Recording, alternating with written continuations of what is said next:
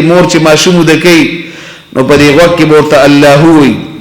ذکر بکي الله لا اله الا هو الله الله الله لا اله الا هو الله الله الله الله الله الله دوت بنیم کاله به مور دا وي د دې لاغې درسګاه دا مدرسه ده د دې بچی تربيت بکي حدیث کې راځي دا ماشوم چې جبه کولو کې چې په جبه د الله نوم راشي لا اله الا الله راشي دا د بچی حق دی په منتا سبحانه پلار به لخنو کیږي او نو خو دې سار د کو نوځي شپې 10 بجې کور ته راځي زیات وخت د مور سره تیری مور ورته الله خي لا اله الا الله ورته خي او خپل کې طاقت پیدا شو نبی ورته مسجد او مدرسه وخه زما محترم به ورته قران وخیا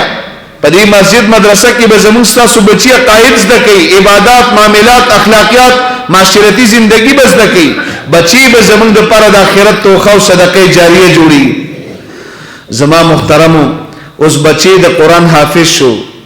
دنیا بے وفا ده د دنیا ټول نسبتونه بے وفا دي مر سره ختمي کبیت العنکبوت الله دا دنیا د جولاګي جاله ده دار الغرور د دوکي کور دی متاع قلیل لګه شان پیدا ده لعب ولکن د لوبي ټوکی دي جناح بعوده د ماشي وزر دی کذل زائل ختمیدون کې سورې دي احلام نوم د خوب لیدل دي دنیا غساړو حقیقت ستنه مر سره ختم شو او صرف دنیا له د دنیا ټول نسبتونه ختم شو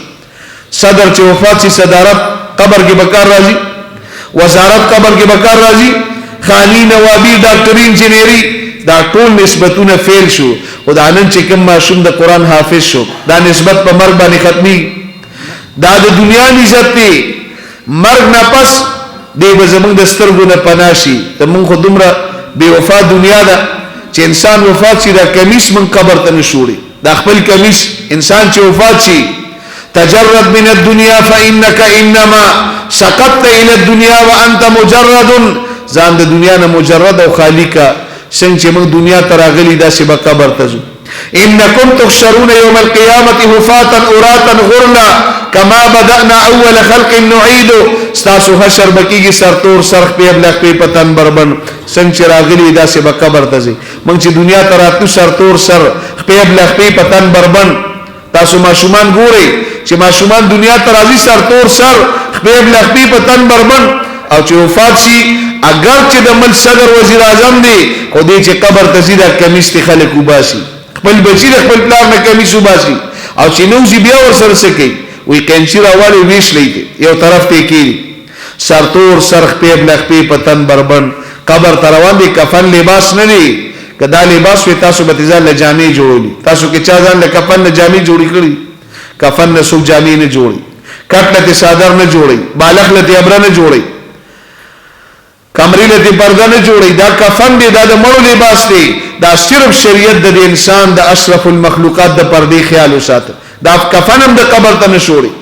بے وفا دنیا دا څنګه راغلي دا سبا قبر ته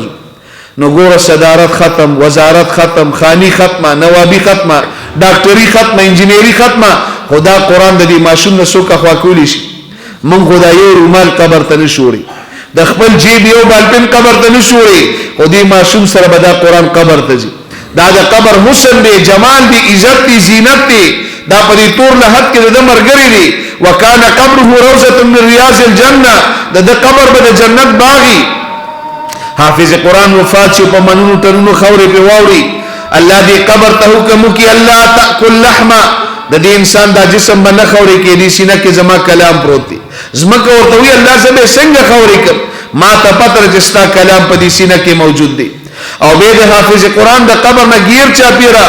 و قبر د جنت باغی چی شي د قبرستان عزت دی دا د قبر عزت دی دا د میدان محشر عزت دی